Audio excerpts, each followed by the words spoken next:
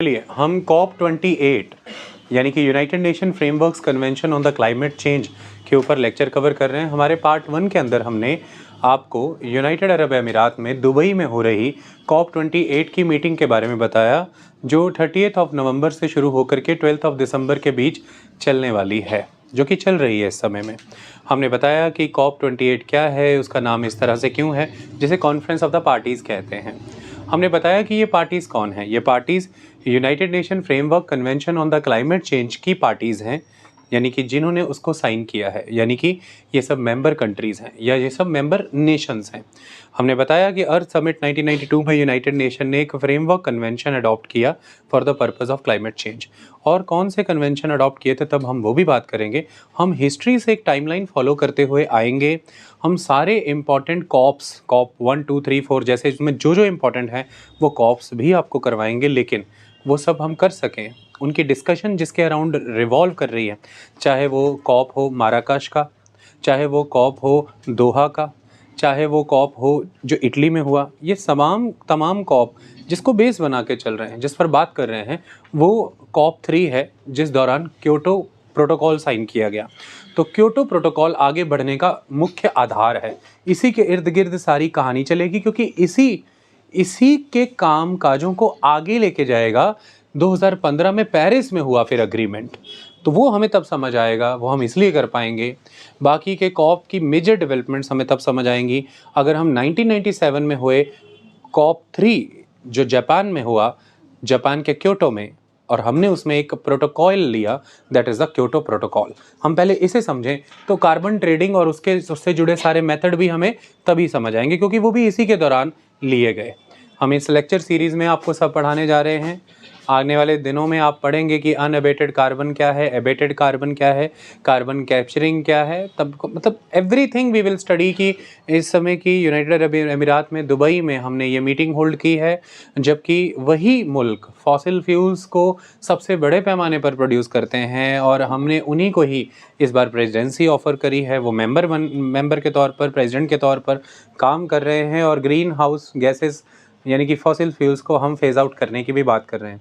हम बात करेंगे कि कैसे सऊदी अरेबिया का, यूनाइटेड अरब अमीरात का मानना ये है कि हमें कार्बन कैप्चरिंग पे फोकस करना चाहिए। वहीं दूसरी तरफ यूरोपियन कंट्रीज़ कह रही हैं कि नहीं, हमने कार्बन कैप्चरिंग नहीं, हमने complete phase out of the fossil fuels करना है। ये डिबेट्स क्या हैं, ये डिस्कशंस क्या हैं, आप सब समझ जाएंगे इन लेक्चरों के प्रोसीजर के via. Okay, layer by layer चलेंगे। आज सेकेंड लेयर है, यानी कि सेकेंड लेक्चर है, तो ध्यान से समझिए। मैंने लिखा है क्योटो प्रोटोकॉल। बेसिकली ये कौन सी कॉन्फ्रेंस ऑफ द पार्टीज के दौरान लिया गया?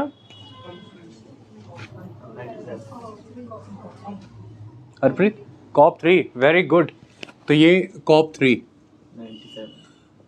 तो कॉन्फ्रेंस ऑफ द पार्टीज 3 जो हुई, और ये conference of the parties to whom? Parties to the United Nations framework convention on climate change, UNFCCC, ये उसकी पार्टीज हैं, द मेंबर नेशंस। COP 3 कब हुआ? 1997। कहाँ हुआ? जापान का शहर क्योटो। तो क्योटो में UNFCCC की पार्टीज ने एक प्रोटोकॉल ले लिया, that is Kyoto protocol. So it is adopted in Kyoto, Japan in 1997 and came into force in 2005। ये बड़ी ज़बरदस्त चीज़ है। ये अडॉप्ट तो 1997 में ही क्योटो में कर लिया गया था, लेकिन ये प्रभावी हुआ है, फोर्स में आया है 2005 में, क्योंकि फाइनली तब हम सहमत करा पाए रशिया को इसमें इन्वॉल्व होने के लिए। रशिया ने जब इसको साइन किया तब ये फिर 2005 में फोर्स में आया, उसके पहले नहीं आ पाया, क्योंकि USA ने इसे वैसे ही रेटिफाई नहीं किया, और रशिया को अगर हम इसमें ना ला पाते तो ये प्रोटोकॉल यूजलेस हो जाता, इसका पर्पस रिजॉल्व नहीं हो पाता। सो ये बात आपको याद रखनी है। It is adopted in Kyoto, Japan in 1997 and came into force in 2005. It aimed at cutting the greenhouse gases emissions across the developed world. Look at this. ये टर्मिनोलॉजीज प्रीलिम्स के क्वेश्चनों में फंसाती हैं, हमने ये याद रखना है।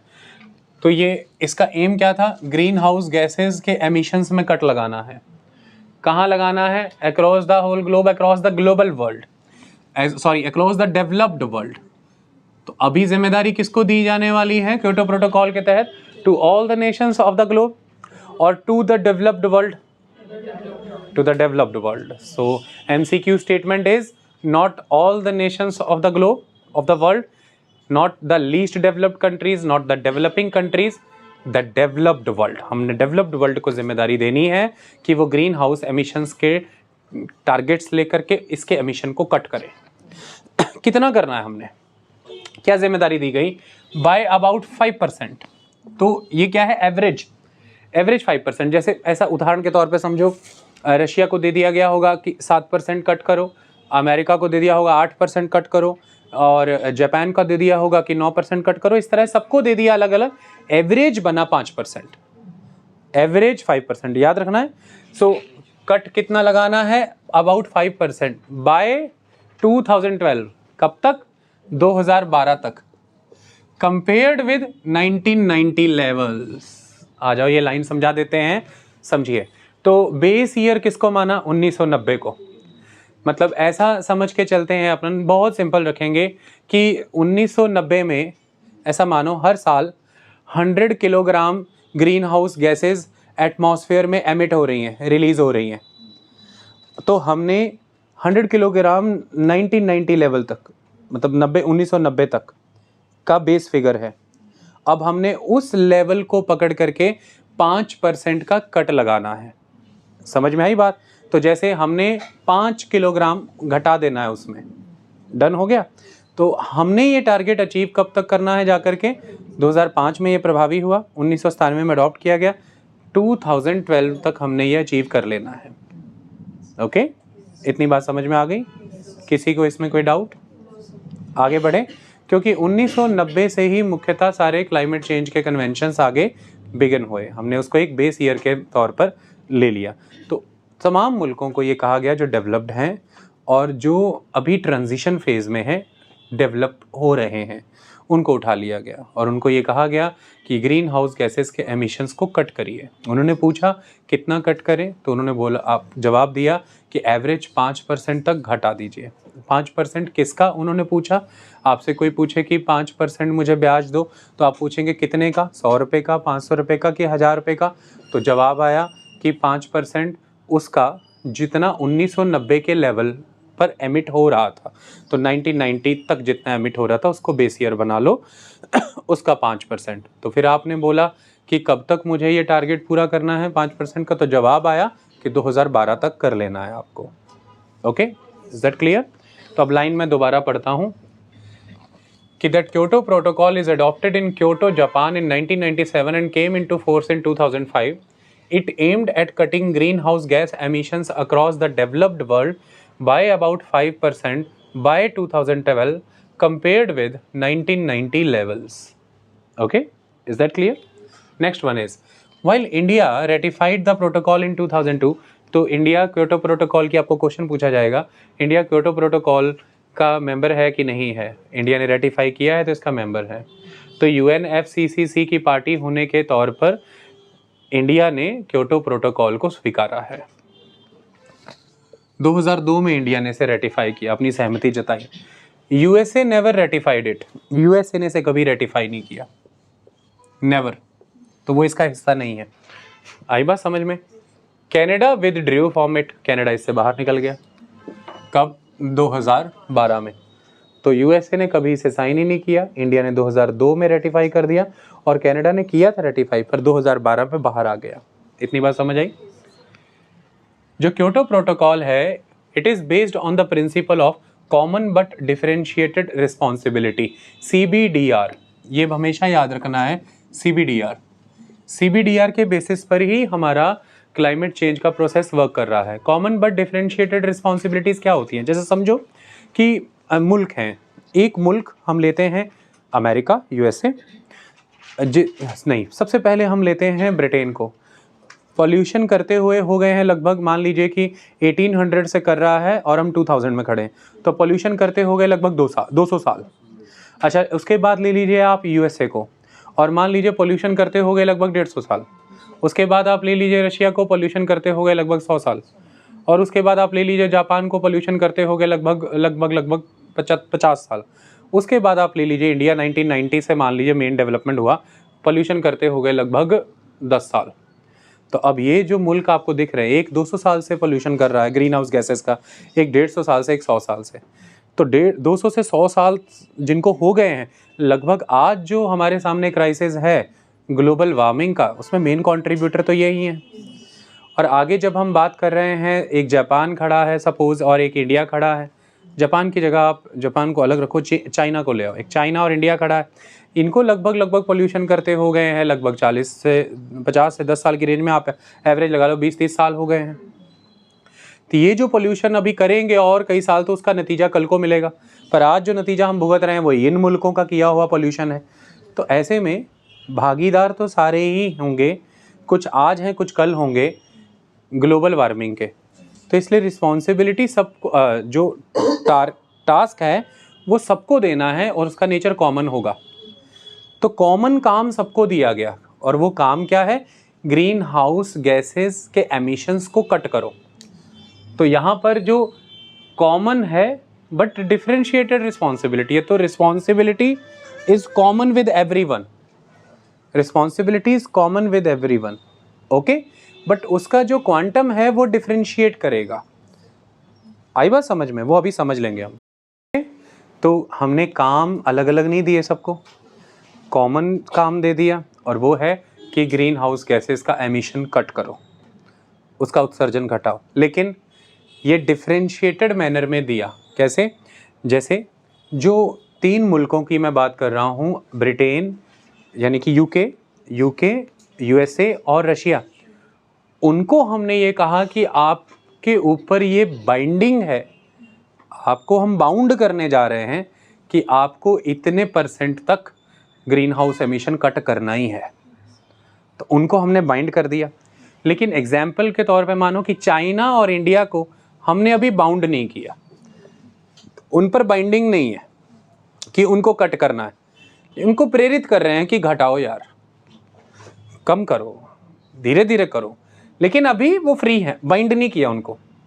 तो पांचों को काम तो एक दिया है कि green house gas emission cut करना है, लेकिन पांचों को जो जिस तरीके से वो काम दिया है वो वेरी कर रहा है। जो 3 हैं डेवलप्ड नेशन हैं, उनको बाध्य कर दिया गया, उनको उन पर बाइंडिंग टारगेट रिडक्शन लगा दिए गए हैं। लेकिन दूसरे जो हैं उन्हें अभी खुला रखा गया, उन पर बाइंडिंग नहीं लगाया गया। उनको रिड्यूस करने को मोटिवेट कर रहे हैं, प्रेरित कर रहे हैं, समझा रहे हैं, लेकिन अभी उन्हें बाइंड नहीं किया। क्यों? क्योंकि एक कहावत है पंजाबी में कि सारे नु इक्को रस्ते नहीं निकाल सकते, वही यहाँ पर अपनाई गई है कि सबको एक ही रास्ते नहीं निकाल सकते। आई बात समझ में? क्यों? क्योंकि आज जो मौजूदा हालात हैं उनमें जो पूरी तरह से दोषी हैं वो शायद वो मुल्क हैं जिन्होंने अब तक ग्रीन हाउस एमिशंस के बेसिस पे अपनी डेवलपमेंट कर ली है। तो उनके पास अच्छी खासी वेल्थ क्रिएट हो गई है, उनके पास रेवेन्यू है, इकोनॉमिक इंफ्रास्ट्रक्चर है, एक डेवलपमेंट है, एम्प्लॉयमेंट है। लेकिन जो दूसरे मुल्क हैं अभी, जो अभी लीस्ट डेवलप्ड कंट्रीज़ हैं या जो अभी डेवलपिंग कंट्रीज़ हैं, वो तो अभी विकास करेंगी। उनकी एम्प्लॉयमेंट की रिक्वायरमेंट्स, उनकी पॉवर्टी रिडक्शन की रिक्वायरमेंट्स, उनकी माल न्यूट्रिशन को दूर करने की ज़रूरतें, उनकी हंगर को दूर करने की ज़रूरतें, इंफ्रास्ट्रक्चर डेवलपमेंट की रिक्वायरमेंट्स और एम्प्लॉयमेंट की रिक्वायरमेंट्स तो अभी फुलफिल होनी है। इसके लिए ज़रूरी है कि वो मौजूदा एग्जिस्ट कर रही टेक्नोलॉजी, उन पर बेस्ड मशीन्स, उनसे बने हुए प्लांट्स और उनसे बने हुए इकोनॉमिक मॉडल्स को वो अपनाएं। यही सुगम तरीका है। ऐसे में उन पर हम सेम टारगेट अगर लाद देंगे कि उन्हें हम आज ही बाइंड कर देंगे, तो ये उनके साथ अन्याय होगा। क्योंकि एक मुल्क विकसित हो गया है ग्रीन हाउस गैसेस का एमिशन कर करके, फॉसिल फ्यूल का कंजम्पशन कर करके, और दूसरे मुल्कों को अभी अवसर मिलना बाकी है, लेकिन हमने जिम्मेवारी सब पर बराबर के क्वांटम में ही लाद दी। तो ये तो बहुत बड़ा अन्याय हो जाएगा, कोई मानेगा ही नहीं इस बात को, कोई करेगा ही नहीं ये चीज़। तो इस वजह से हमने ये फॉर्मूला डिवाइस किया, और ये है कॉमन बट डिफरेंशिएटेड रिस्पॉन्सिबिलिटी। कि ऐसा नहीं है कि इसको बोल दिया कि तुम ग्रीन हाउस गैसेस का एमिशन कम करो, और तुम यार ग्रीन हाउस गैसेस का एमिशन मत कम करो, तुम ऐसा करो, तुम कुछ ये कर लो। करना ग्रीन हाउस गैसेस का एमिशन ही कम है। इनको बोल दिया है कि आप पे टारगेट बाइंडिंग है, उनको बोल दिया अभी आपको हम बाउंड नहीं करने जा रहे, पर हम आपको मोटिवेट ज़रूर करेंगे, हम आपको समझाएंगे ज़रूर कि आ जाओ, इस दिशा में सोचना शुरू करो, कल को बाइंडिंग टारगेट तुम पे भी आने वाले हैं, तो अभी से रेडी होने लग जाओ, अच्छी बात है। मतलब कोशिशें करो कि रिन्यूएबल एनर्जी विकसित करनी शुरू कर दो, कोशिशें करो कि धीरे धीरे जो क्लाइमेट को प्रोटेक्ट करने वाले नॉर्म्स हैं यूरो 2, यूरो 3, उन्हें भारत स्टेज 2, 3, 4 के रूप में अपनाना शुरू कर दो धीरे धीरे करके। तो कोशिशें जरूर जारी रखो, ठीक है। लेकिन हाँ, अभी यू आर फ्री, बाइंड नहीं कर रहे आपको। फिर वो कहते ठीक है, तो इसलिए फिर उन्होंने भी क्योटो प्रोटोकॉल साइन किया कि ठीक है, अच्छी बात है। इतनी बात समझ आ गई। So the Kyoto protocol is based on the principle of common but differentiated responsibility, that is CBDR, and it is the only global treaty with limits on green house gas emissions. तो ये एकमात्र treaty है अंतरराष्ट्रीय स्तर पर जो green house gas emissions पे limit लगाती है बाइंडिंग मैनर में। आई बात समझ में? मतलब ये आपको अवसर नहीं दे रही है कि आप मोटिवेट होके ऐसा करें या आप इंस्पायर होके ऐसा करें। आप अगर इसको रेटिफाई कर रहे हैं और आप उन मुल्कों की कैटेगरी में हैं जिन मुल्कों पर बाइंडिंग टारगेट्स लगेंगे, तो आप फिर बाइंड हो, आपको फिर वो करना ही पड़ेगा। तो ये लिमिट करेगी ग्रीन हाउस गैस एमिशन को बाइंडिंग मैनर में। ये ऐसी एकमात्र ट्रीटी है, क्योटो प्रोटोकॉल, ऐसा कहा गया। ओके, तो ज़्यादातर ट्रीटीज, ज़्यादातर अग्रीमेंट्स ऐसे ही होते हैं जो आपको माहौल बना के देते हैं, इकोसिस्टम ऐसा क्रिएट करते हैं कि आप कम कर पाएँ, आपको योग्य बनाने में लगे रहते हैं, capable, technical know how exchange करना, नॉलेज देना, प्रेरित करना। लेकिन यहाँ पर क्या है कि ये तो बाइंडिंग है, आपको ये, आप इसमें आ गए तो अब मानना पड़ेगा, बच नहीं सकते। Okay, so it is the only global treaty with limits on green house gas emissions. Okay, अब आती है बात कॉमन बट डिफरेंशिएटेड रिस्पॉन्सिबिलिटी क्या है। तो लिख भी दिया है, जो समझाया वो लिख भी दिया, समझ लो क्या है। Common but differentiated responsibility means that while every country, both developing and developed, must take part in the fight against climate change, but historically biggest polluters like USA, UK, Russia should contribute more to reduce greenhouse gas emissions compared to the recent polluters like India, China, Brazil, etc. तो सबको जिम्मेवारी एक ही दी गई है और वो जिम्मेवारी है that is fight against climate change. सभी क्लाइमेट चेंज के अगेंस्ट फाइट करेंगे, कैसे? ग्रीन हाउस गैसेस के एमिशंस का कट करके। लेकिन जिन्होंने ऐतिहासिक तौर पर पोल्यूशन पहले ज़्यादा कर दिया था, वो मुल्कों को जिम्मेदारी ज़्यादा देंगे, जैसे उन पर बाइंडिंग टारगेट्स लगेंगे। लेकिन जो रीसेंट पोल्यूटर्स हैं, उनकी जिम्मेवारियों का क्वांटम अलग होगा, उनको अभी प्रेरित ही करेंगे। ये है कॉमन बट डिफरेंशिएटेड रिस्पॉन्सिबिलिटी वाला फॉर्मूला। इसी से चल रहा है अब तक हमारा सारा काम। ओके, आई बात समझ में? किसी को नहीं समझ आई हो तो चलिए, वेरी गुड। अब आता है कि ये जो पर्टिकुलर क्योटो प्रोटोकॉल है, इसके तहत हमने जो भी सारी जो पार्टीज हैं United Nation framework convention of the climate change, parties तो सब UNFCCC की है ना, उन्हीं ने आकर के फिर ये क्योटो प्रोटोकॉल लिया ना। हमने उन पार्टीज को क्योटो प्रोटोकॉल के अंदर बांटा कैसे है? जिम्मेवारियां देने के लिए लोगों को बांटना भी तो पड़ेगा, क्लासिफिकेशन करनी पड़ेगी, वो कैसे बांटा, यही सारा खेल है। So parties under the Kyoto protocol कैसे क्लासीफाई हुई हैं? So classification of parties under the United Nation framework convention on the climate change for the Kyoto protocol is like this. तो जो UNFCCC की पार्टीज हैं, वो क्योटो प्रोटोकॉल के लिए कैसे क्लासीफाई की गई हैं, आओ समझो। हमने पार्टीज को, यानी कि मेंबर नेशंस को, मुल्कों को ऐसे बांटा है: annex 1, annex 2, non annex 1, annex B और लीस्ट डेवलप्ड कंट्रीज। तो 1, 2, 3, 4, 5 क्लासिफिकेशंस हुई हैं।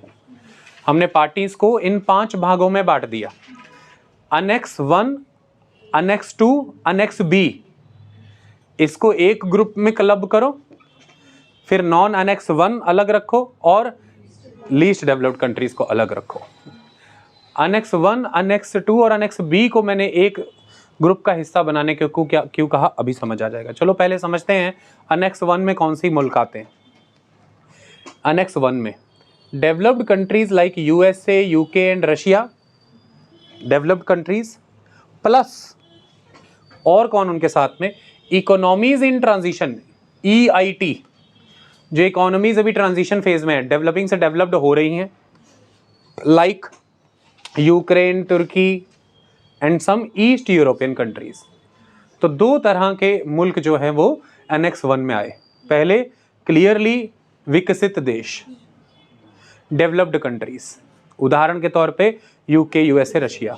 प्लस दूसरे कौन, इकोनॉमीज इन ट्रांजिशन, जैसे कि यूक्रेन, तुर्की वगैरह, और कुछ ईस्ट यूरोपियन मुल्क। ईस्ट, वेस्ट यूरोपियन तो डेवलप्ड ही हैं, कुछ ईस्ट यूरोपियन मुल्क, ये सब मिल करके बन रहे हैं अनेक्स 1 कंट्रीज। तो इनको हमने डाल दिया अनेक्स 1 में। अब अनेक्स 1 के अंदर ही दो सबसेट बनेंगे। अनेक्स 1 मेन हेडिंग रख लो, उसके अंदर दो सबसेट बनेंगे, अनेक्स 2, अनेक्स बी। कैसे, आओ अब आते हैं अनेक्स 2 को समझने। तो अनेक्स 2 में कौन है? ठीक है, इधर फ्रेम में हूं मैं, थोड़ा निकल जा रहा हूं ना मैं, फ्रेम उधर ज़्यादा लूज है ना, थोड़ा कर दो इधर को, ऐसे ही कि चलते में कर दो, क्या हो गया, ट्राइपॉड को ऐसा कर दो, अब घुमा सकते हो थोड़ा, अब ठीक है। हाँ तो थोड़ा लूज, फ्रेम इधर को भी लूज रखा करो ना, क्योंकि बोर्ड ऐसे भी तो दिखना जरूरी है ना। दिख रहा है फ्रेम लूज है, इधर हो जाऊं और मैं तो कर दो, ट्राइपॉड को ऐसे घुमा दो ना, तो थोड़ा हो जाने दो, कोई बात नहीं। अब आ रहा हूं, हाँ। तो annex 2, developed countries are a part of annex 2। अभी हमने अनेक्स 1 में भी देखा था developed countries. So developed countries are part of annex 2। Annex 2 is a subset of annex 1 countries. ये उन्हीं का ही सबसेट है, उसी के अंदर आता है। These countries are required to provide financial and technical support to economies in transition and developing countries to assist them in reducing their greenhouse gas emissions। अब समझो इसको। अनेक्स 1 कंट्रीज जो हैं उनमें से अब हमने डेवलप्ड कंट्रीज उठा के, जिनको खास जिम्मेवारी दी गई है कि उनको, डेवलपिंग कंट्रीज को और जो इकोनॉमीज इन ट्रांजिशन है उन्हें फाइनेंशियल और टेक्निकल सपोर्ट देनी है, फाइनेंशियल और टेक्निकल सपोर्ट देनी है, उन कंट्रीज को अनेक्स 1 से ही हमने अनेक्स 2 में कंसिडर कर लिया। जैसे सपोज करिए कि USA, UK, Russia annex 1 countries हैं, लेकिन इनके साथ अनेक्स 1 में इकोनॉमीज इन ट्रांजिशन भी थी, डन हो गया। लेकिन अब अनेक्स 2 में हमने जिम्मेवारी लगाई है फाइनेंशियल एंड टेक्निकल सपोर्ट देने की। तो अनेक्स 1 की कौन सी कंट्रीज उठा के हम अनेक्स 2 में अब डालेंगे? यूएसए, यूके, रशिया डाल लिया सपोज, लेकिन इकोनॉमीज इन ट्रांजिशन और डेवलप्ड कंट्रीज को हमने अनेक्स 2 में नहीं डाला। Sorry, economies in transition and developing countries को हमने अनेक्स 2 में नहीं डाला। ओके, तो economies in transition in annex 1 में थी, लेकिन हमने उन्हें अनेक्स 2 में नहीं जाना। अनेक्स 2 में वो रिसीविंग एंड पे है, डिलीवरी एंड पे नहीं है, वो रिसीव करने वाली हैं। बात समझ रहे हो आप? तो ऐसे में हमने अनेक्स 2 को अनेक्स 1 का ही सबसेट बनाया, और अनेक्स 1 से ही वो कंट्रीज निकल के अनेक्स 2 में भी रिफ्लेक्ट होने लगी, जिन पर जिम्मेवारी डाली गई है कि आपने इकोनॉमीज इन ट्रांजिशन को और डेवलपिंग कंट्रीज को फाइनेंशियल सपोर्ट देनी है, टेक्निकल सपोर्ट देनी है, ताकि वो इकोनॉमीज इन ट्रांजिशन और developing countries green house gases को के एमिशन को रिड्यूस करने में सक्षम हो पाए, कैपेबल हो पाए। तो अनेक्स 2 में वो मुल्क आते हैं जिन मुल्कों पर फाइनेंशियल एंड टेक्निकल सपोर्ट देने का जिम्मा है। Those countries are part of the annex 2। ठीक है, तो मतलब क्योटो प्रोटोकॉल एमिशन कट करने के साथ साथ फाइनेंशियल एंड टेक्निकल सपोर्ट की जिम्मेदारी भी लगाता है। बाइंडिंग एमिशन कट करने की जिम्मेवारी भी अनेक्स 1 से बिलोंग करने वाली कंट्रीज को ही मिलेगी, और फाइनेंशियल एंड टेक्निकल सपोर्ट करने की जिम्मेवारी भी अनेक्स 1 से बिलोंग करने वाली कंट्रीज को ही मिलेगी। अनेक्स 1 से बिलोंग करने वाली जिन कंट्रीज को फाइनेंशियल एंड टेक्निकल सपोर्ट देने की जिम्मेवारी लगाई जा रही है, उनको अनेक्स 2 कंट्री बोल दिया गया है, और अनेक्स 1 से ही बिलोंग करने वाली जिन कंट्रीज को बाइंडिंग टारगेट्स दिए गए हैं, तो बाइंडिंग से वर्ड बी आता है, उन्हें अनेक्स बी कंट्री बोल दिया गया है। इसलिए मैंने कहा था कि अनेक्स 1, अनेक्स 2 और अनेक्स बी का एक ग्रुप बना लो आप। अनेक्स 1 मेन सेट है, उसी से ही अनेक्स 2 और अनेक्स बी सब सेट के तौर पे निकलते हैं। तो अनेक्स 2 कंट्रीज वो कंट्रीज हैं जिनको फाइनेंशियल और टेक्निकल सपोर्ट देना है, और तो अनेक्स 1 की जो कंट्रीज ये करेंगी वो अनेक्स 2 में आ जाएंगी। अनेक्स बी वो कंट्रीज हैं, वो पार्टीज हैं जिनको बाइंडिंग टारगेट्स फॉलो करने हैं ग्रीन हाउस गैसेस के एमिशन को कट करने के, तो अनेक्स 1 की जो कंट्रीज इसमें रिफ्लेक्ट हो रही हैं वो अनेक्स बी कहलाएंगी। मतलब अनेक्स 2 और अनेक्स बी को दोनों को कंट्रीज अनेक्स 1 से ही मिलेंगी। इतनी बात समझ में आ गई? तो इसलिए पहले हमने अनेक्स 1 बनाया था।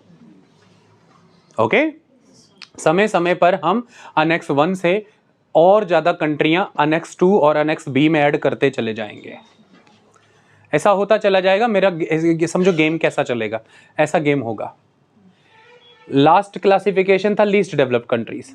समय आगे बढ़ेगा, उन्हें लीस्ट एलडीसी कैटेगरी से निकाल के डालेंगे अनेक्स नॉन अनेक्स 1 माने डेवलपिंग कंट्रीज। एलडीसी से निकाल के वो बिल्कुल लीस्ट डेवलप्ड कंट्रीज है ना, उन्हें वहां से उठा के डाल के नॉन अनेक्स में। समय और आगे बढ़ेगा, वो और डेवलप होंगी, उन्हें नॉन अनेक्स से उठा करके डालेंगे अनेक्स 1 में, और अनेक्स 1 में अब वो कहलाएंगी इकोनॉमीज इन ट्रांजिशन, डेवलपिंग से डेवलप्ड होने वाली। लेकिन अनेक्स 1 में ही आ जाने से सीधा इकोनॉमिक्स इन ट्रांजिशन में इन पर ये जिम्मेवारी नहीं आ जाएगी कि भाई अभी से ये बाइंडिंग टारगेट फॉलो करने लग जाएं और पलाना डमकाना। अनेक्स 1 में आ गई है, मतलब अब रेडी रहें, आगे ये अनेक्स 2 या अनेक्स बी में रिफ्लेक्ट हो जाएंगी। ठीक है, तो अनेक्स 1 में आ जाने के बाद अगला प्रोग्रेस यही है कि अब आप अनेक्स 2 जिसमें कि फाइनेंशियल एंड टेक्निकल सपोर्ट देने की जिम्मेवारी लगेगी, या अनेक्स बी जिसमें कि बाइंडिंग टारगेट फॉलो करने हैं, और फिर आप उसमें फॉल करने लग जाओगे। तो इस तरह से एलडीसी से नॉन अनेक्स 1, नॉन अनेक्स 1 से अनेक्स 1, इसलिए नॉन अनेक्स 1 उसको नाम दिया, और नॉन अनेक्स 1 से अनेक्स 1, फिर अनेक्स 1 के बाद किस सबसेट में शो होते हो वो देखा जाएगा, अनेक्स 2 में या अनेक्स बी में। आई गेस पानी की तरह क्लियर है। दुनिया जान का कोई आर्टिकल अखबार में पढ़ो, कोई किसी तरह की कोई भसड़ मचेगी नहीं। ओके रिपोर्ट है। ठीक है, अब मैं पढ़ता हूं अनेक्स 2 एक लाइन में, एक सार। Developed countries are part of annex 2। These countries are required to provide financial and technical support to EITs, that is economies in transition, and developing countries to assist them in reducing their greenhouse gas emissions. So Annex 2 is known for the financial and technical support. Done हो गया? आ जाओ Annex B, B मने binding target. Annex B, Annex 1 countries with first or second round of Kyoto greenhouse gas emission targets or commitments. तो annex 1 countries जो हैं उन पर commitment या टारगेट डाले जाएंगे। फर्स्ट राउंड कमिटमेंट में कौन, अनेक्स 1 की कौन सी कंट्रीज फॉल कर रही हैं? फर्स्ट राउंड ऑफ कमिटमेंट या फर्स्ट राउंड ऑफ टारगेट कब शुरू होगा? 2008 से 2012 वाला, वो फर्स्ट राउंड होगा। तो हो सकता है अनेक्स 1 में जो कंट्रीज हैं उनमें से कुछ कंट्रीज को फर्स्ट राउंड वाले ही में ही कमिटमेंट पूरा करना है, लेकिन कुछ को सेकेंड राउंड में कमिटमेंट पूरा करना है। तो फर्स्ट या सेकेंड जिस भी किसी राउंड में you are committed, तो you have a binding target, तो you are now falling into the annex B। फिर तो first round of commitment begin होता है 2008 से 2012 का, सेकेंड राउंड ऑफ कमिटमेंट 2013 से 2020 है। तो क्योटो प्रोटोकॉल के अंदर 2 राउंड ऑफ कमिटमेंट थे, तो ये फोर्स में तो आया 2005 में, लेकिन पहला राउंड ऑफ कमिटमेंट फुलफिल करना है हमें 2008 से 2012 के बीच में। फिर वो पूरा हो जाएगा 5% वाला, फिर 1 साल टाइम लेके अगले कमिटमेंट का विचारधारा तय हो जाएगा कि फिगर क्या रखनी है। फिर 2013 से 2020 वाला कमिटमेंट राउंड। आई बात समझ में? तो this you need to follow. इन दोनों में से किसी भी कमिटमेंट राउंड का आप हिस्सा हैं तो आप अनेक्स बी में हैं। ओके, चलें। तो कुछ कंट्रीज शुरुआत में ही फर्स्ट कमिटमेंट राउंड का ही हिस्सा बनने के लिए तैयार के योग्य हैं, उनको तो पहले में ही आना है, और कुछ सेकंड में आएंगी। ये दोनों अनेक्स बी में है। तो annex B, annex 1 countries with first और second round of Kyoto green house gas emission targets या commitments come under annex B. समझ में आ गया? तो ये फर्स्ट और second round of Kyoto green house gas emission targets या commitments come under annex B. First round 2008 to 2012, second round 2013 to 2020। Countries under annex B have compulsory binding targets to reduce green house gas emissions. इन पर binding targets होंगे। Okay, अब आती है non annex 1 countries. वो कौन सी है? Parties of United Nation framework convention on climate change not listed under annex 1 come under this annex, that is non-annex, and mostly low income developing countries are part of the non-annex 1। तो मतलब simple developing countries। तो इनको क्या दिए गए? Non binding emission targets. इनके emission targets are not binding. इनको बस प्रेरित कर रहे हैं कि इतना घटाओ, इतना घटाओ, इतना घटाओ, बट बाइंडिंग नहीं है इन पे। लास्ट 5वीं category LDC, least developed countries. तो मैंने लिखा इसलिए नहीं क्योंकि नाम ही बता रहा है, इसमें लीस्ट डेवलप्ड कंट्रीज आएंगी और इनको भी क्या दिए गए हैं? Non binding emission targets. तो binding emission targets only given to the annex B countries या अनेक्स बी पार्टीज। और अनेक्स बी में कंट्रीज कहां से आएंगी? ना तो नॉन अनेक्स 1 से आएंगी, ना LDC से आएंगी, अनेक्स 1 से आएंगी। और अनेक्स 1 की कौन सी कंट्रीज? जो राउंड 1 कमिटमेंट या राउंड 2 कमिटमेंट, किसी भी कमिटमेंट के लिए प्लेज्ड हैं, तो वो अनेक्स बी में आ जाएंगी। तो सबसे पहले हमने बनाया एक अनेक्स 1 जिसमें हमने डेवलप्ड और EIT कंट्रीज रखी, कुछ ईस्ट यूरोपियन कंट्रीज डाली। उनमें से जिम्मेवारी फाइनेंशियल टेक्निकल असिस्टेंस की लगा दी, उनको डाल दिया अनेक्स 2 में। और उनमें से जिम्मेवारी लगा दी गई जिनकी राउंड 1 या राउंड 2 में ग्रीन हाउस गैसेस के एमिशंस को कट करने के टारगेट दे दिए गए बाइंडिंग, उनको डाल दिया अनेक्स 2 में। और फिर अनेक्स बी में, बी फॉर बाइंडिंग। और फिर अल्टीमेटली हमारे सामने आ गई द नॉन अनेक्स 1 कंट्रीज। ये डेवलपिंग कंट्रीज हैं, इन पे नॉन बाइंडिंग एमिशन टारगेट्स हैं। और फिर LDCs, इन पे भी नॉन बाइंडिंग एमिशन टारगेट्स हैं। So only binding targets goes to the annex B. Very good. And those countries belongs to the annex 1, the developed countries of annex 1। हमें beautifully Kyoto protocol के अंदर parties का classification clear हुआ। आगे बढ़ें। ये parties, क्योंकि अभी सारा होगा जब मैं कार्बन ट्रेडिंग करवाऊंगा तो अभी डिस्कशन हो, उसमें सिर्फ मैं अब ये नहीं समझाऊंगा सिर्फ ये होगा अनेक्स 1 कंट्री अनेक्स 2 के साथ ये करेगी, अनेक्स 1 नॉन अनेक्स के साथ ये करेगी, तो तब फिर अब आप कंफ्यूज नहीं होंगे। डन हो गया? चलो आगे बढ़ते हैं। Okay, start. क्या लिखा है देखिए आगे। The second commitment period was agreed on in 2012। क्योंकि पहला कमिटमेंट पीरियड तब कंप्लीट हो चुका था, हमने सेकंड कमिटमेंट पीरियड की बिगिनिंग करनी थी। ये कहाँ पर हुआ? दोहा। दोहा कहाँ है? कतर। तो इसलिए इसको हम दोहा अमेंडमेंट कहते हैं to the Kyoto protocol. So Doha amendment to the Kyoto protocol. जब मैं कॉप्स लिखवाऊंगा इंपॉर्टेंट, उसमें मैं दोहा कॉप भी लिखवाऊंगा। उसने क्योटो प्रोटोकॉल को अमेंड किया और सेकेंड पीरियड का कमिटमेंट शुरू हुआ। So the second commitment period was agreed on in 2012, known as Doha Amendment to the Protocol. As of January 2019, 124 states, तो United Nation framework convention on the climate change जो है उसकी जो parties है सारी, उसमें तो बहुत पार्टीज़ हैं। आज की डेट में देखा जाए तो तकरीबन 200, एग्जैक्टली टेक्निकल जाएंगे तो 198। उसमें से लगभग 124 जो हैं उन्होंने क्योटो प्रोटोकॉल को साइन किया। 2019 जनवरी तक का ये आंकड़ा है। 124 states have accepted the Doha amendment. लेकिन कुछ बदलाव हुए। वो बदलाव क्या है? रशिया पहले कमिटेड था, समझिए, जापान भी था, वो बाहर निकल गए। So Japan and Russia did not sign the second Kyoto term. उन्होंने सेकेंड क्योटो टर्म साइन नहीं करी 2013 से 2020 वाली। उसका रीज़न क्या था? वो ये कह रहे थे कि एग्जैक्टली अब इस समय में हमारे जो राइवल्स हैं वो हैं चाइना, इंडिया। जापान के लिए तो सीधे सीधे और रशिया के लिए सीधे सीधे China is a rival, even India is a rival. तो वो ये कह रहे हैं कि अब इकोनॉमी में हमारे आज की डेट में ये इंडिया 5th इकोनॉमी बन गया है, चाइना 2nd नंबर की इकोनॉमी के तौर पर चल रहा है, तो रशिया खिसक के नीचे आ गया है। तो ये कह रहे हैं now they are clear cut rivals to us, competitors. तो उन पर किसी तरह के कोई एमिशन बाउंडेशंस नहीं है। आपने उन्हें नॉन अनेक्स 1 कैटेगरी में रखा हुआ है और हम अनेक्स 1 में आने की वजह से हमें ये टर्म्स साइन करनी पड़ती हैं और हम पर बाइंडिंग टारगेट्स लगते हैं। तो अगर हम ये करते हैं हमारी इकोनॉमी उनके मुकाबले सफ़र कर जाएगी। इस वजह से हम ये नहीं कर सकते हैं। तो शर्त ये है या तो उन्हें भी ले आइए, कन्विंस करिए, उनका स्टेटस बदलिए। अब वो उस स्टेट में नहीं है, लेकिन भारत कह रहा है, चीन कह रहा है कि अभी उन्हें बहुत विकास करना बाकी है, अभी उन्हें बड़े स्तर पर भुखमरी दूर करनी है, रोज़गार अभी देना है, बेसिक इंफ्रास्ट्रक्चर अभी डेवलप करना है, तो ऐसा नहीं किया जा सकता है। तो इस तरह से आप देख सकते हैं कि जब कॉप्स होते हैं तो इस तरह की डिबेट्स होती हैं, ये मुख्य बहस होती है। किसी के अंदर आ जाना, किसी के निकल जाने के पीछे कैसे डिबेट्स, कारण चीन और रशिया ये कह के निकल रहा है, जापान ये कह के निकल रहा है, और हम अपना पक्ष रख रहे हैं कि अभी शायद समय नहीं आया है।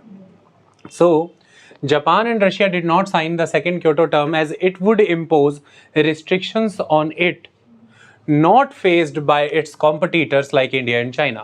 तो जो restrictions, जो प्रतिबंध उन पर लग जाने थे वो उनके competitors पर तो नहीं लग रहे हैं, तो फिर वो आगे निकल जाते, ऐसा वो मान रहे थे। Each commitment period has its own set of binding greenhouse gas emission reduction targets. Her period के अपने ही बाइंडिंग टारगेट्स होते हैं अलग अलग, जैसे किसी को 7-8 जैसा भी दिया जाता है for developed countries to achieve. अगर नहीं मानते हैं नेशंस तो क्या होगा? Nations that miss their Kyoto target will have to incur a penalty. किस तरह की पेनल्टीज? जैसे getting banned from participating in the cap and trade program.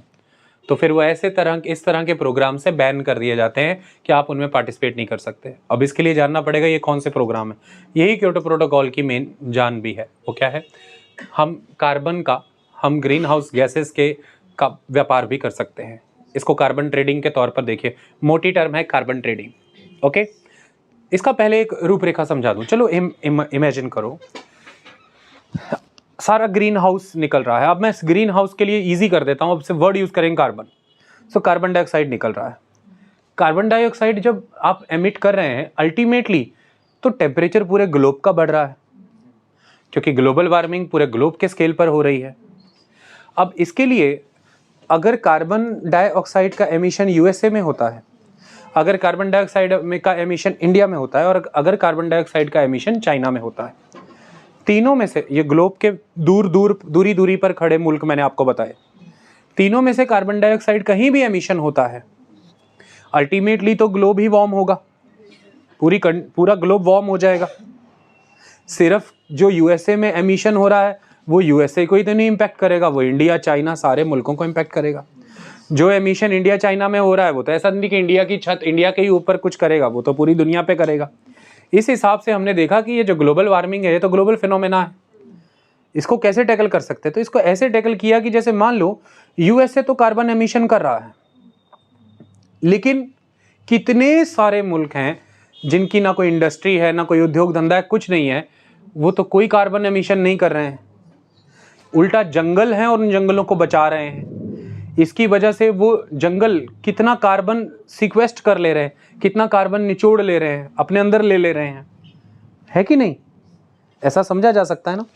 तो ऐसा हो सकता है कि हम सारी कंट्रीज को कार्बन एमिशन की एक रेंज दे दें, कि जैसे मान लो यूएसए को बोला कि आप एक साल में 200 किलोग्राम कार्बन डाइऑक्साइड एमिट करो,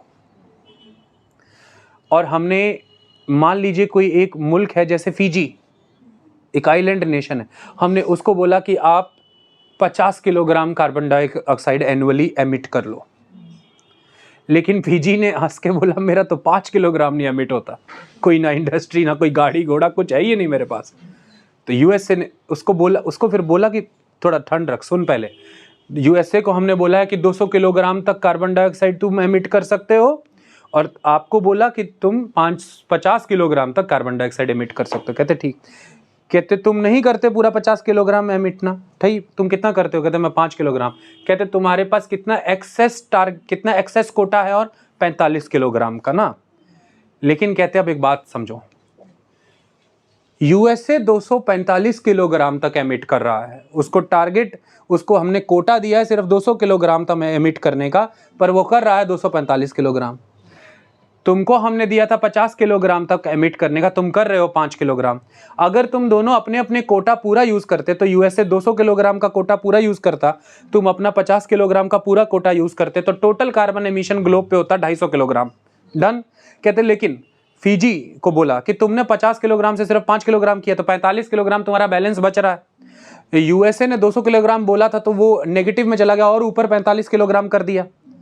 तो अब अगर वो जो उसने एक्स्ट्रा 45 किलोग्राम का एमिशन कर दिया है, अगर वो तुमको पैसा दे करके तुमसे वो सर्टिफिकेट ले ले 45 किलोग्राम का, क्योंकि तुम्हारा हक है, तुम्हारा बैलेंस बच रहा है, तो तुमसे अगर वो कार्बन सर्टिफिकेट ले ले कि देखिए मेरा और पीजी का मिल करके 250 किलोग्राम होना था, 250 ही किलोग्राम हुआ है ग्लोब के लेवल पे, 1 किलोग्राम भी ज़्यादा नहीं, मैंने 45 किलोग्राम ज़्यादा किया है, मुझे पीजी ने अपना सर्टिफिकेट दे दिया है, पीजी का बकाया बचा कार्बन का सर्टिफिकेट पीजी ने मुझे दे दिया है।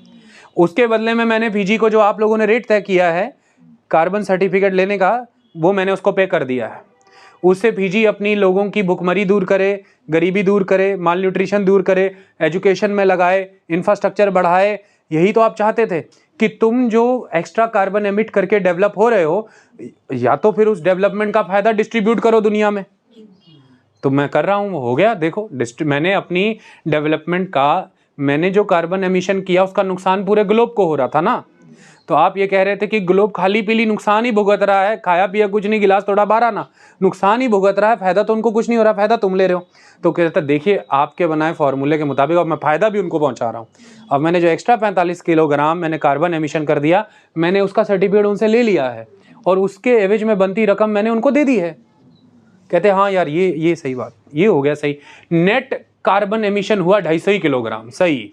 और फीजी जो कि अब तक बैठा रहता था, खाली देखता था कि मैं तो कुछ करता धरता भी नहीं हूं, लेकिन फिर भी जम्मू समुद्र का जल स्तर बढ़ी जा रहा है, और उस जल स्तर बढ़ने की वजह से मेरे लोग जो किनारे किनारे रहते हैं उनकी बेचारों की तो लाइवलीहुड ही मर रही है। ये क्या हो रहा है यार, खा पी वो रहे हैं, गिलास मेरा टूट रहा है 12 ना।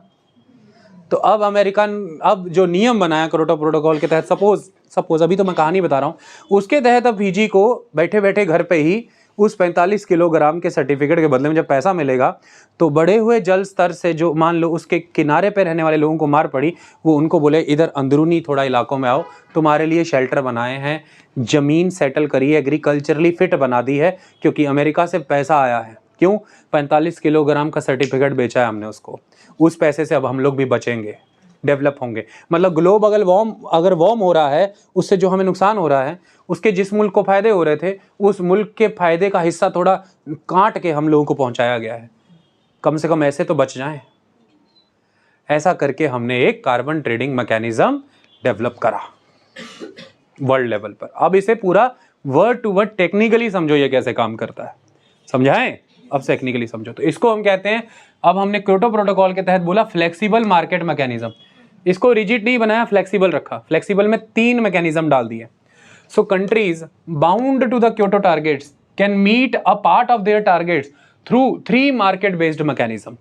वो अपने टारगेट का कुछ हिस्सा इन मार्केट बेस्ड मैकेनिज्म्स के दम पे पूरा कर सकते हैं। कैसे?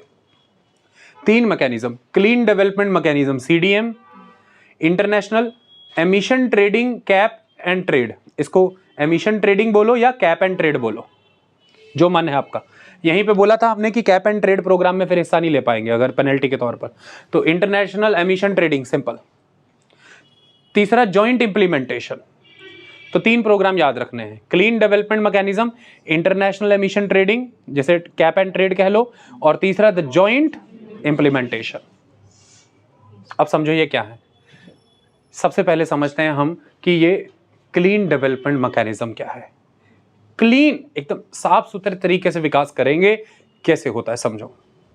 व्हेन एन इंडस्ट्रियलाइज्ड कंट्री, तो इंडस्ट्रियलाइज्ड कंट्री का मतलब बोले तो डेवलप्ड कंट्री, इंडस्ट्रियलाइज्ड कंट्री मतलब समझ लो developed country. When an industrialized country invest in an emission reduction project in a developing country.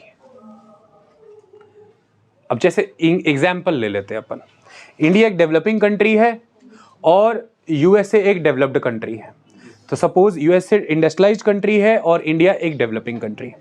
अच्छा, मान लो कि यूएसए जो है वो उसको 200 किलोग्राम तक कार्बन डाइऑक्साइड एमिट करना था, वो 300 किलोग्राम कार्बन डाइऑक्साइड एमिट कर रहा है, 100 किलोग्राम एक्स्ट्रा।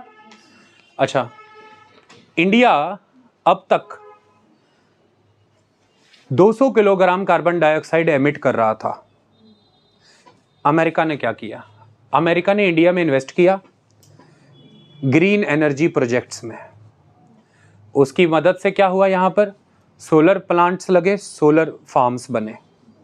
उसकी मदद से क्या हुआ? यहां पर विंड फार्म्स लगे। एग्जाम्पल, और सोलर फार्म्स और विंड फार्म्स लग जाने के, सोलर पैनल लगा दिए, विंड फार्म्स लगा दिए, इसकी वजह से क्या हुआ, इतनी गीगावाट एनर्जी या इतने मेगावाट बिजली पैदा हुई कि उतनी ही हमारी जो डिपेंडेंस है फॉसिल फ्यूल्स पर रिड्यूस हो गई, कोयले पर हमारी निर्भरता कम हो गई।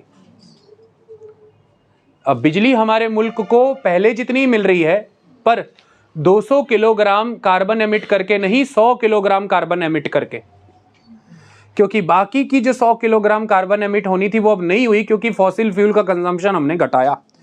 लेकिन बिजली की पैदावार नहीं घटी, क्योंकि वही बिजली अब सोलर प्लांट और विंड फार्म से आ रही है।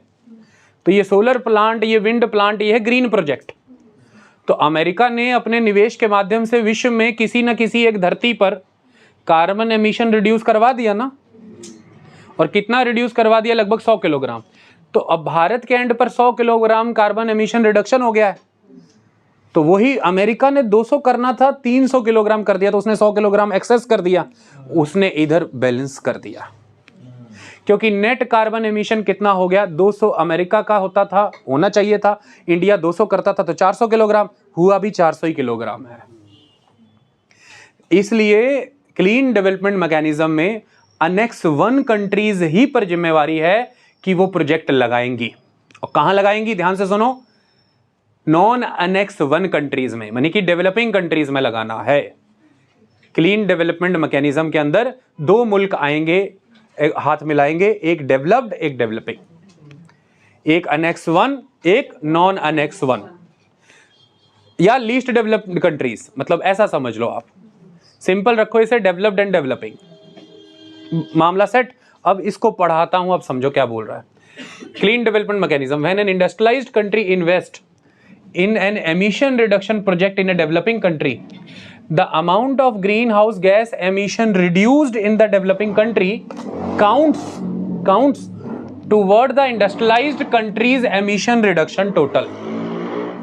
तो जितना green house gas emission reduce हो जाएगा डेवलपिंग कंट्री में, उतना ही किसके खाते में बोलना शुरू कर देगा, डेवलप्ड कंट्रीज का जो ग्रीन हाउस एमिशन का टोटल है उस खाते में बोलना शुरू कर देगा। तो 100 किलोग्राम इंडिया में घटवा दिया, 100 किलोग्राम अपने खाते में, जो टोटल 300 किलोग्राम कर रहा था ना, तो ये 100 किलोग्राम उधर ऐड कर लिया, तो 100 किलोग्राम एक्स्ट्रा को माइनस इस 100 किलोग्राम से करके फिर वही 200 किलोग्राम पे आ गया।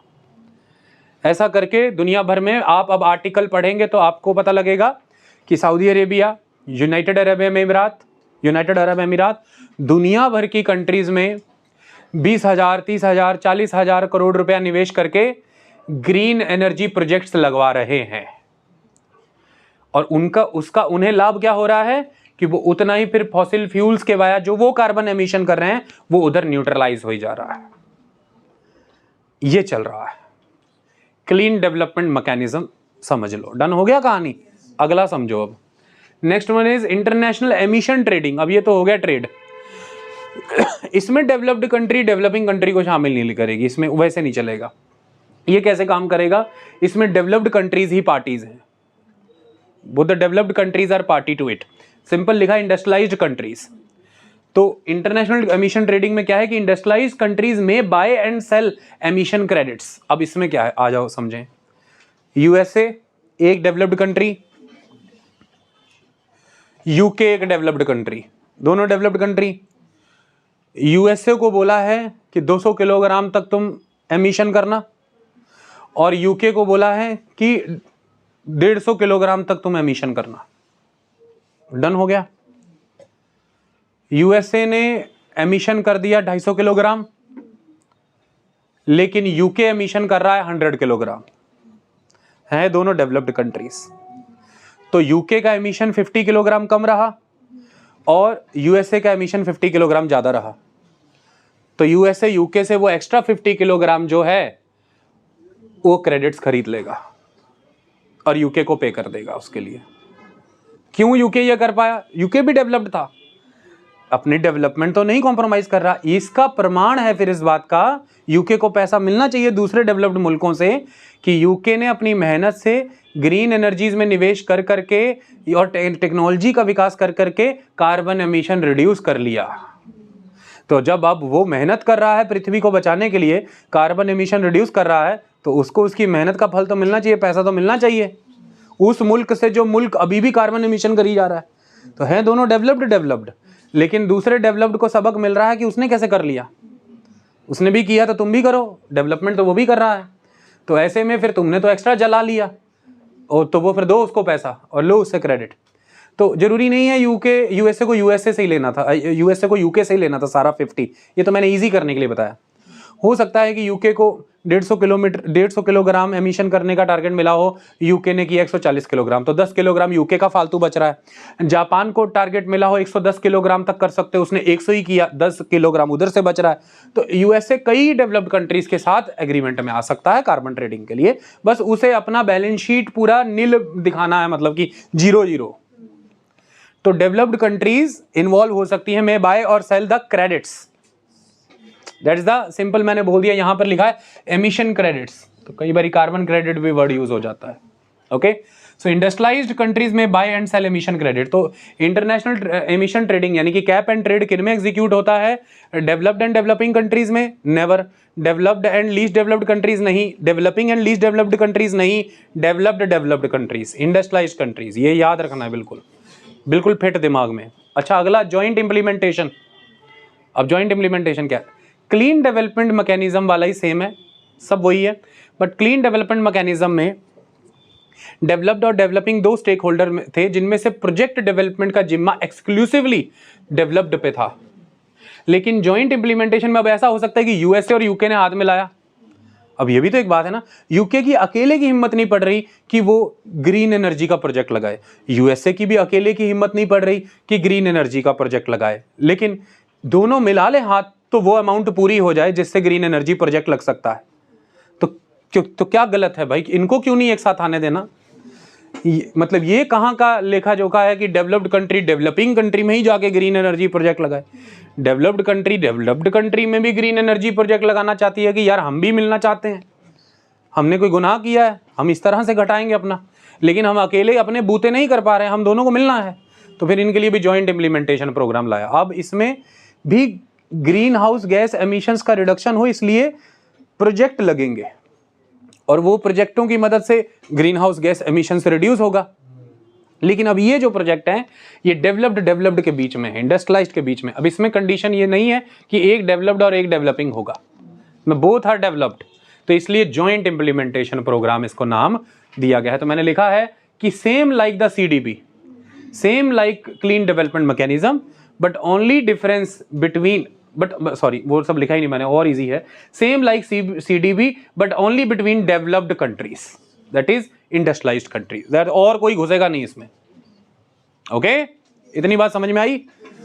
तो ये 3 फ्लेक्सिबल मार्केट मैकेनिज्म्स हैं क्योटो प्रोटोकॉल के अंदर, जिसके तहत इन मार्केट बेस्ड मैकेनिज्म्स का इस्तेमाल करके जो कंट्रीज बाउंड हैं वो अपने टारगेट्स मीट कर सकती हैं, उनको ये स्वतंत्रता दी हुई है कि ऐसे चल लो आप। नहीं मतलब सांस तो नहीं रोक सकते। अब आप एक प्रोग्राम लेके आए, एक टारगेट लेकर के आए, वो कंट्री के उसको आपने कह दिया कि भाई 200 किलोग्राम तक एमिशन कर सकते थे, 201 किलोग्राम हो गया, चल खत्म, चल निकल, चल जा। वो कहे यार ये क्या गेम चल रही है, 2 साल के अंदर ही बोल रहे हो, 3 साल के अंदर ही में इतना शिफ्ट हो गया है यार, एमिशन कर दिया एक्स्ट्रा।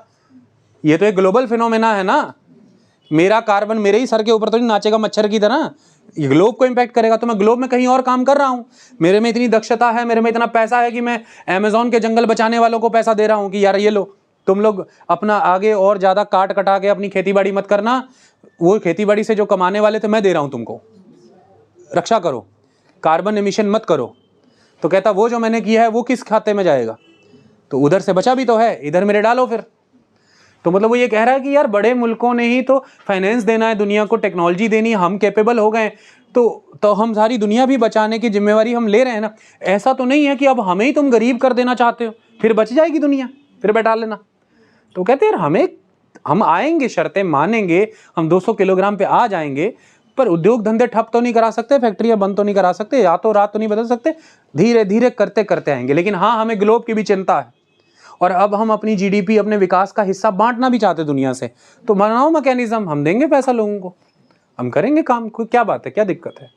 तो इसलिए हमने वो काम किया कि अरे जब तक ग्लोबल वार्मिंग नहीं पूरा कंट्रोल हो रहा, जब तक तुम अपना green house gas emission target पूरा नहीं कर रहे, तो चलो फिर जो विकास किया है सारा मचा गंद फैला के पूरा कार्बन, वही बांटो लोगों से, वही 2 पैसा, फिर चलो यही कर लो, कुछ तो उनका कुछ हो जाए कि वो भी लीस्ट डेवलप्ड से एटलीस्ट डेवलपिंग हो, और डेवलपिंग से एटलीस्ट इकोनॉमीज इन ट्रांजिशन बने, और उससे कम से कम वो भी डेवलप्ड हो, तो पैसा ही डालो फिर उधर। तो ये कहानी है। ओके, थोड़ा सा और लिखते हैं इसके बारे में, फिर इसको वाइंड अप करेंगे। देखिए एग्जैक्ट नंबर्स भी आप देख लीजिए। अनेक्स 1 के अंदर 43 पार्टीज या 43 कंट्रीज आती हैं। अनेक्स 2 जिसके ऊपर जिम्मेदारी थी कि आपने फाइनेंशियल और टेक्निकल सपोर्ट देना है, लगभग 24 कंट्रीज क्वालिफाई करती हैं इसके लिए, वो इसमें आती हैं। LDC लीस्ट डेवलप्ड कंट्रीज़ के अंदर 47 पार्टीज़ आती हैं, ये फिगर्स हैं। अच्छा, आपने ये समझ लिया कि क्योटो प्रोटोकॉल के तहत हमने ग्रीन हाउस गैसेस के एमिशंस को रिड्यूस करना है, उसके टारगेट्स दिए, बट कौन सी गैसेस आइडेंटिफाई की गई है? The very very important question कि क्योटो प्रोटोकॉल के तहत ग्रीन हाउस गैसेस के नाम पर कौन सी गैसेस आइडेंटिफाई हुई हैं, तो इनका टारगेट रखा गया है, इनको रिड्यूस करना है। नाम सुन लीजिए इनके कौन कौन से हैं। पहली द कार्बन डाइऑक्साइड CO2, दूसरी द मीथेन CH4, तीसरी the nitrous oxide N2O, third one there's a sulfur hexafluoride SF6, very important. Fourth, the groups of hydrofluorocarbons HCF, नीचे S इसलिए लगा है carbons, okay. Third one the group of perfluorocarbons PFCs, okay, clear, कोई दिक्कत? ये सारी दिमाग में रख लीजिए। कई बारी बच्चे ये सल्फर हेक्साफ्लोराइड में गलती कर जाते हैं कि शायद ये नहीं है, SF6 नहीं है, शायद PFCs पता नहीं क्या है, ये नहीं है परफ्लोरोकार्बन्स, या ये हाइड्रोफ्लोरोकार्बन्स क्या है, HFCs लिख सकते हैं।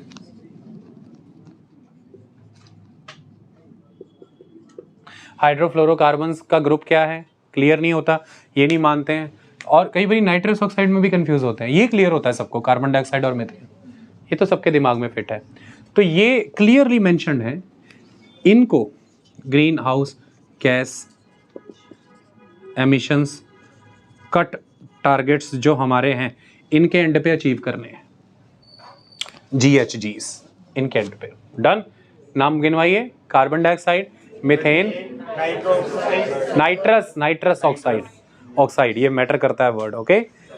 Sulphur hexafluoride, group of hydrofluorocarbon, group of flower valley पर फ्लोरोकार्बन्स। चलिए, आज हमने क्योटो प्रोटोकॉल के बारे में समझ लिया अच्छे से, ये क्लियर है। अब आपको पेरिस अग्रीमेंट समझ आ जाएगा। जिसको क्योटो प्रोटोकॉल समझ आ गया तो उसे पेरिस अग्रीमेंट में जो मार्केट मैकेनिज्म्स क्रिएट होंगे वो लगभग इसी पर खड़े हैं, अब वो समझ आ जाएंगे। इस बार में भारत ने क्या बोला, COP28 में भारत ने इस बात पे एम्फेसाइज किया कि पेरिस अग्रीमेंट के पहले जो क्रेडिट्स डेवलप हो गए थे, अर्न कर लिए थे, उन्हें पेरिस अग्रीमेंट के बाद टेक ओवर कराइए, डाटा फैच कर लीजिए, टेक ओवर कराइए। क्यों नहीं करा रहे? भारत इस बात पे अड़ा हुआ है। आपको समझ नहीं आता अगर हम ये ना समझाते कि भारत अर्न किए हुए किन क्रेडिट्स की बात कर रहा है। तो भारत कह रहा है कि पेरिस अग्रीमेंट के पहले क्योटो प्रोटोकॉल के मैकेनिज्म के तहत जो भी क्रेडिट्स डेवलप कर लिए गए थे, अर्न कर लिए गए थे, उन्हें फर्दर टेक ओवर करा दीजिए, कंटिन्यू करा दीजिए। उन्हें वहां जीरो करके नए सिरे से शुरू करना है तो ठीक नहीं। ये एक मुद्दा बना हुआ है, भारत ने इस बार ये मुद्दा उठाया है। समझ में आई बात आपको? अब हम पेरिस अग्रीमेंट भी समझ लेंगे। अब हम अगले लेक्चर में आरंभ करेंगे। पहले आपको इंपॉर्टेंट कॉप बताएंगे और फिर हम पेरिस एग्रीमेंट करेंगे, और फिर हम क्यों United Nation framework convention on the climate change विफल रहा है, बहुत सारे फ्रंट्स पे फेल रहा है, रीजंस करा देंगे फेलियर के। ये टॉपिक ओवरऑल कंप्लीट हो जाएगा। उसी में हम टर्म्स एक्सप्लेन करेंगे। कार्बन नेट जीरो क्या है, ग्रीन बिल्डिंग क्या होती है, ग्रीन प्रोजेक्ट्स क्या होते हैं, ग्रीन डेवलपमेंट क्या होता है, कार्बन कैप्चरिंग क्या है, उसके विरोध में बहुत से लोग हैं, उसके समर्थन में बहुत से लोग हैं, everything associated with these developments. Thank you so much. Okay.